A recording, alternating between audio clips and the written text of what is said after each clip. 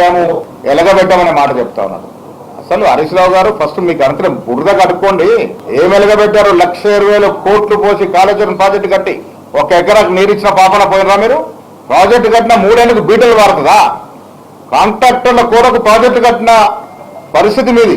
అప్పనంగా 1,20,000 కోట్లు గోదావరి నదిలో దారబోశారు. మీరు ఇవాళ ప్రాజెక్టు గురించి మాట్లాడుతున్నారు. నాసి రకం ప్రాజెక్టు కట్టి బడా కాంట్రాక్టర్లు జేబులు నింపి ఇలా బీటలు వాడిన ప్రాజెక్టును సరిచేసే కార్యక్రమంలో కాంగ్రెస్ పార్టీ ఉంది. ఇప్పుడు వచ్చిన తెలంగాణ ఏం వెలగబెట్టారు మీరు? 10 ఏళ్లుగా మీ చేతుల్లో ప్రభుత్వం ఉంటే ప్రాజెక్టులు నాసిరకం కట్టారు, ప్రైవేటు భూములు లాక్కున్నారు, ప్రభుత్వ భూములు అమ్మేశారు, ధనావతం చేశారు. ఉద్యోగాలు 10,000 ఉద్యోగాలు అంటారే. లెక్కలు ఉన్నాయి నాయన హరీష్ రావు గారు, లెక్కలు తీయండి. కాళేశ్వరం ప్రాజెక్టులో అవినీతి జరిగిందని మీరు ఇవాళ ఏదైతే పార్టీలో పార్లమెంట్ సభ్యుడిగా ఉన్నారో ఆ పార్టీ అధ్యక్షుడు నడ్డా గారు హైదరాబాద్ కి పలుసార్లు వచ్చి కాళేశ్వరం ప్రాజెక్టు కేసీఆర్ కుటుంబానికి ఒక ఏటీఎం లాగా మారింది, ఎప్పుడంటే అప్పుడు డబ్బులు ఇచ్చే ధనాగారంగా మారిందని అనలేదా?